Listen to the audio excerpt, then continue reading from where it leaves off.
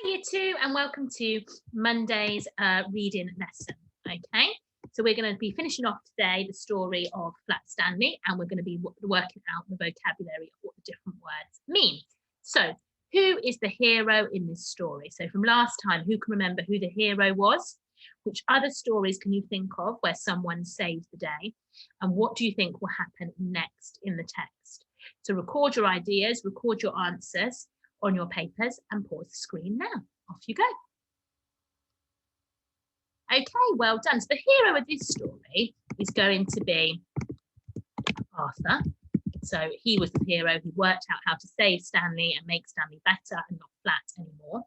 Other stories I can think of where someone saved the day is Sleeping Beauty, where the prince kisses Sleeping Beauty and wakes her up. I can think of Traction Man, where he solved lots and lots of problems.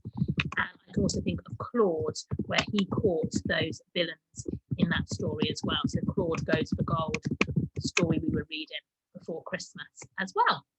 So what do you think will happen next in the text? Take a picture of some of your answers and upload them to your assignment. I'll have a little look at what you think is going to happen next in the text today. So our starter today is we are going to read a text that has lots of phonics words in it, has lots of phonics sounds in it, lots of diagraphs, lots of splits, a couple of alternative pronunciations as well. So if you'd rather read it yourself, you can mute me, or you can listen to me read this quick extract called The Queen's Elephant. The Queen's Elephant.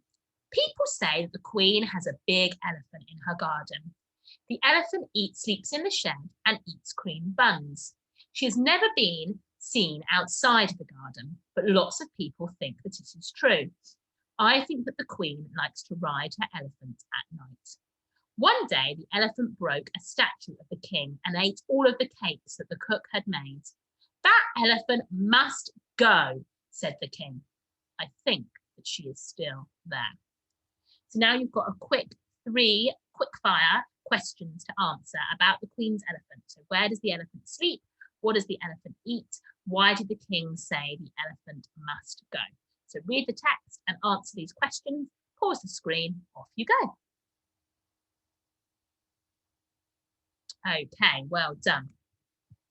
So where does the elephant sleep? The elephant sleeps in the shed in the Queen's garden. What does the elephant eat? The elephant eats cream buns. And why did the king say the elephant must go? Because she broke a statue and ate all of the cakes. Two reasons there. She broke a statue of the king, that's a key point, isn't it? Of the king, and ate all of the cakes. That's why he said she must go. Well done. Okay, we're now going to do a bit of echo reading. I'm going to read, you can read along with me, or you can mute me and read it by yourself. Up to you. I'm going to read the end of the book today. Thank you, Arthur, Stanley said. Thank you very much. The brothers walked shaking hands when Mr. Lambchop strode into the room with Mrs. Lambchop right behind him. We heard you, said Mr. Lambchop, up and talking when you ought to be asleep, eh? Shame on George, said Mrs. Lambchop. Stanley's round again. You're right, said Mr. Lambchop, noticing. Good for you, Stanley. I'm the one who did it, Arthur said. I blew him up. Everyone was terribly excited and happy, of course.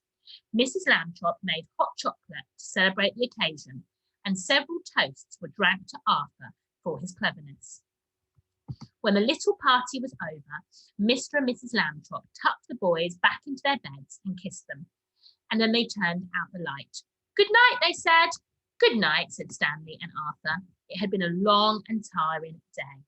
Very soon, all of the Lambchops were asleep. And that is the end of our Flat Stanley story. That's the end of it. So what's happened is he's got made to be full again, not flat anymore, and they've celebrated it, and Arthur's feeling happy. They've made friends again, and it's a good ending. It all got solved. All the problems got solved for the boys, and they worked together as a team to solve them, which is really, really good.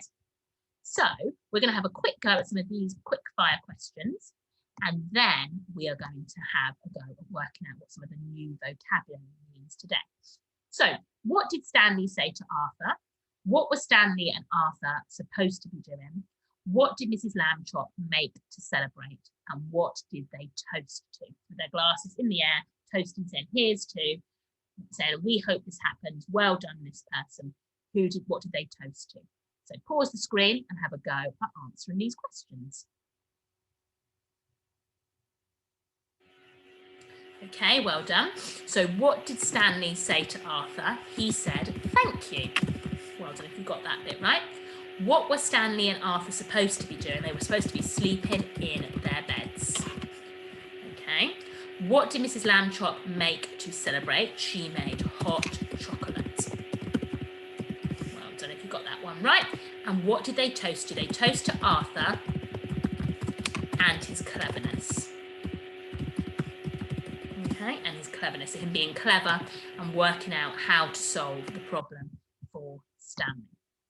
So today we're going to be using some of our vocabulary strategies for working out the meaning. So we're going to read the new word, we're going to find it in the text, read around the word, what comes before it, what comes after, what could it mean? We're going to think, have we heard this word before? And then we're going to look inside the word and see what other words are inside it and what other words we could get from it, what other clues we could get to work out what the word means. Okay. And here is your activity, which is on Teams. So let's do one together. We've seen this grid before. You've got the word, you've got to tell me the definition of what it means, and then you can use it in a sentence. And a little stretch today is to use a dictionary or a thesaurus to define and find other words for these key words. So we're going to look together at the word strode, okay? So the word strode. So we're going to find it in the text and read before and after it to see if we can work out what it means. So, the brothers were shaking hands when Mr. Lambchop strode into the room with Mrs. Lambchop right behind him. Strode. Okay, so it's a verb. He strode into the room. What word can I put instead of strode? He walked into the room.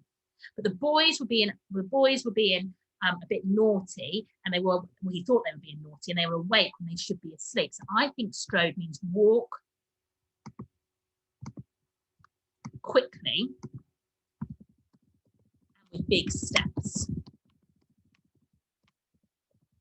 You can see him striding in. He strode in, big steps. He's a bit cross, a bit angry. He's cross. These boys are awake when they should be asleep. And now I'm going to have a go at writing a sentence. I'm going to write, I strode down the corridor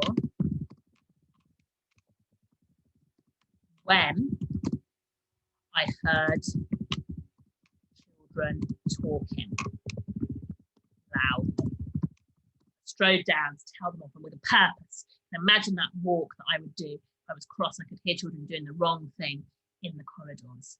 So with the other words, have a go today at defining what they mean. So noticing, celebrate, occasion, toasts and tucked, and then use it in a sentence as well. And as I said, the stretch is to use your dictionaries and your thesauruses to find other words that mean the same, or to get those really particular definitions. All right, I'll give you your feedback on Teams. Have a lovely morning. Bye for now.